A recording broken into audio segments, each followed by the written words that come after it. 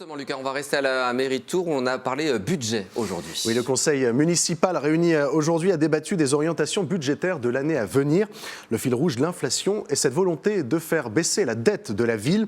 L'an prochain, Tours va procéder à un remboursement de 31 millions d'euros d'emprunt.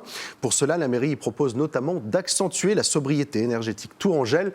En parallèle, elle mise sur des investissements vertueux records. Aurélie Renaud.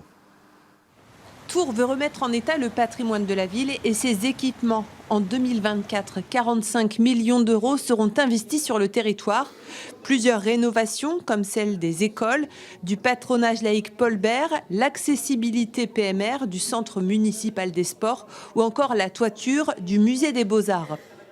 Pendant très longtemps, la ville de Tours a été pénalisée par sa dette financière qui l'empêchait d'investir dans son patrimoine. Et on a décidé de cesser cette spirale qui était une spirale négative, un cercle vicieux, pour la faire rentrer dans un cercle vertueux. Et pour ça, il fallait impérativement relancer l'investissement. Et c'est le choix fort qui a été fait par notre municipalité, c'est d'aller rénover tout ce qui a besoin d'être rénové. Alors ce sera long, parce que pendant plus de 30 ans, la ville a été en sous-investissement chronique, c'est-à-dire qu'elle investissait 30% de moins qu'Angers ou Orléans. Laisser repartir la dette, une décision qui fait frémir l'opposition. Pour Christophe Boucher, il faut faire des choix. Exemple, réduire les frais de fonctionnement de la mairie. Ils nous ont communiqué les chiffres d'embauche nette qui sont de plus de 100 personnes. D'une année sur l'autre, c'est pas rien. Donc quand on combine les deux, c'est-à-dire l'augmentation du nombre de personnes qui travaillent, plus les augmentations qu'on doit leur donner, ça fait des chiffres importants. Et c'est des chiffres surtout qui vont se répercuter sur plusieurs décennies. Parce que quand on embauche quelqu'un à la ville de Tours, c'est un fonctionnaire et on l'embauche pour 30-35 ans.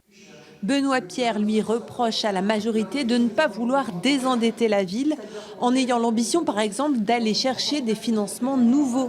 Vous avez ce qu'on appelle la dette verte, c'est-à-dire la mise à disposition à venir de crédits, d'emprunts qui vont être à des taux très concurrentiels pour permettre d'investir dans ce domaine. Ça, aujourd'hui, la ville est en impréparation par rapport à cela. Enfin, concernant la dette, la majorité municipale indique qu'en 2024, elle sera sur un record d'absorption de la dette avec 31 millions d'euros remboursés.